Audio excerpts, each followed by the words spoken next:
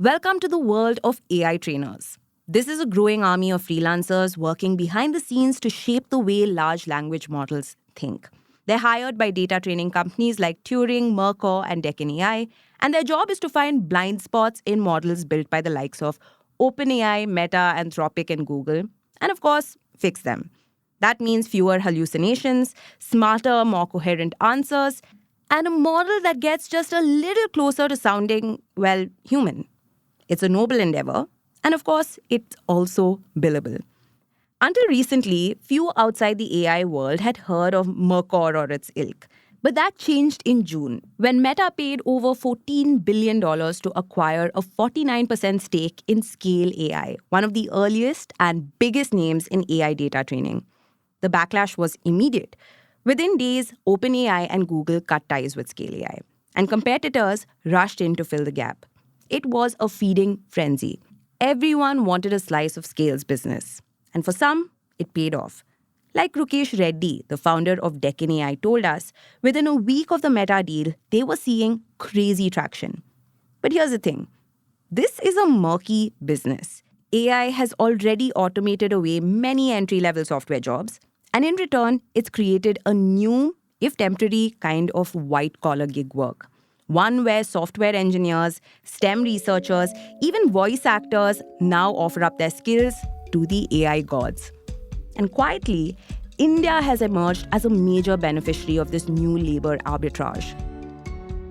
Welcome to Daybreak, a business podcast from the Ken. I'm your host Rahel Philippos, and I don't chase the news cycle. Instead, every day of the week, my colleague Snigdha Sharma and I will come to you with one business story that is worth understanding and worth your time. Today is Tuesday, the 15th of July.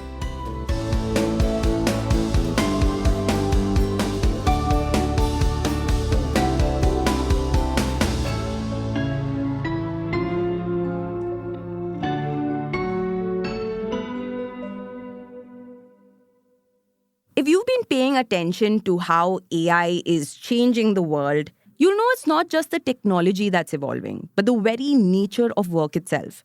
Jobs are becoming shorter, more fluid, and in some cases, entirely new. It's something I've been thinking a lot about while working on my upcoming podcast, 90,000 Hours, which drops on July 22nd. It's a show about how work is changing faster than ever before and what that means for the careers we are trying to build. And there's no better example of this shift than the quiet rise of a new kind of worker, the AI trainer. You see, the nature of AI training has fundamentally changed. And there's no better example of that in action than with the OG, Scalar AI. It got a little bit of a bad reputation back in the day for hiring a bunch of freelancers, or click workers as they were better known, from countries like the Philippines and Kenya for basic kinds of data labeling. This could be as simple as drawing a box around an object and identifying it as, say, a car or a tree. Sounds like something straight out of the Apple show Severance, right? Well, there were reports of these cheaply paid workers being mistreated, which led to a lot of backlash from labor groups. In fact, the company's subsidiary, Remo Tasks, was given an abysmal 1 out of 10 score by labor rights watchdog Fair Work in 2023. But that was essentially the nature of work back then. It was pretty easy and straightforward.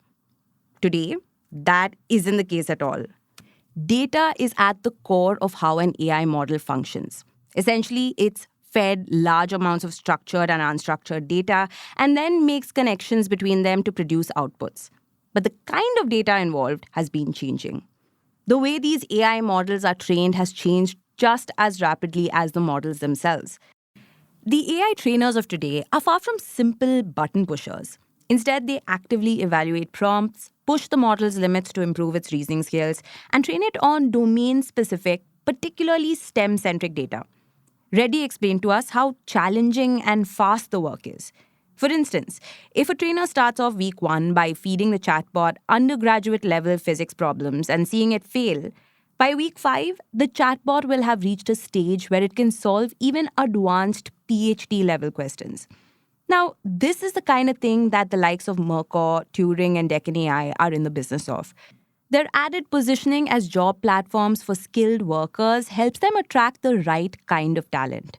For instance, Turing pivoted from being a job platform that placed high-quality software engineers as contractors with tech companies to a player in the AI data space after its partnership with OpenAI in the lead-up to ChatGPT's launch in 2022. Now, in the process, India has very quickly emerged as the ultimate destination to hire this kind of talent. That's because people here have strong STEM skills and are also decent at speaking English, the two prerequisites for this particular job. Stay tuned. Hi, this is Rahil, the co-host of Daybreak. I'm quickly pausing this episode to share something very exciting with you. We are hiring. We are looking for someone in the early stages of their journalism career. Maybe you're fresh out of journalism school, or you've done a couple internships and projects and are eager to take on your first full-time role in audio. I'm looking for a co-host to help launch a brand new podcast from the Ken. This is a full-time role, and you'll get to work closely with me as well as the rest of the audio team, right from story pitches to interviews to shaping how the final show sounds. If you're curious, ambitious, and absolutely love audio storytelling, we would love to hear from you. All the details will be in the show notes of this episode.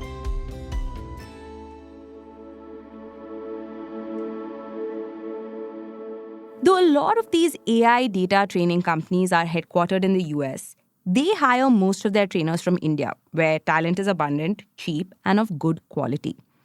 They aren't just hiring coders anymore.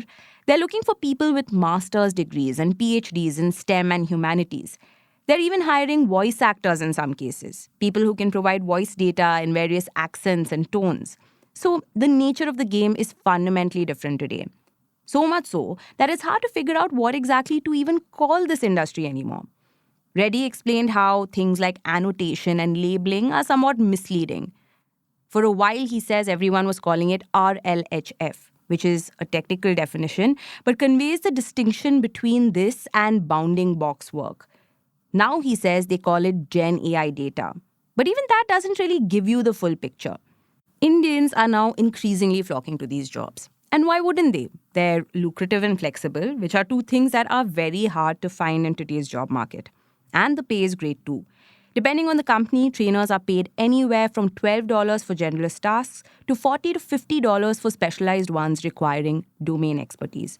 People in the industry told us that in STEM too, these AI training jobs pay a lot better than what researchers usually earn, even in the US and UK. Now, while it's easy to compare what AI data companies are doing today with what IT services companies have done for years, meaning hire cheap labor from India and service wealthier companies in the US, Reddy believes that this time around, the playbook is different. For starters, he says most clients don't really care about the price. They're price agnostic. They're already spending a ton of money on GPUs, and compared to that, data money is minuscule. The cut taken by data companies also varies with each project because they don't pass on the data from freelancers to clients as is. They usually weed out redundant data and organize it. Despite the extra work, the margins are higher than most IT services companies. So the focus is on hiring people that produce quality data. One way of doing this is by hiring from the best. Nearly 40% of Deccan AI's freelancers, sourced from their job platform wing Soul AI, are from the top 1% of Indian colleges across disciplines like engineering, medicine, and law. Another way is having a rigorous selection process that weeds out subpar candidates. According to an employee at Turing, it too selects only 1% of those who apply to be trainers on its platform. Mercor, meanwhile, has a fully AI-based screening tool to evaluate candidates and give them real-time feedback. Now, while this may seem like a pretty sweet deal for these freelancers, this line of work may not be the most sustainable. All these jobs are ultimately tied to LLMs. And the day the broader LLM bubble bursts, well, they're done for. But that's fine by these AI data freelancers. They're more than happy to make a quick buck while they can. Some do have qualms about the eventual implications of the work they're doing, but clearly not enough to stop them from doing it.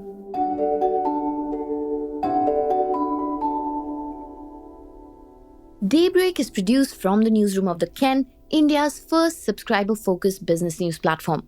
What you're listening to is just a small sample of our subscriber-only offerings. A full subscription unlocks daily long-form feature stories, newsletters, and podcast extras. head to theken.com and click on the red subscribe button on the top of the website. Today's episode was hosted by Rahel Philippos and edited by Rajiv CN.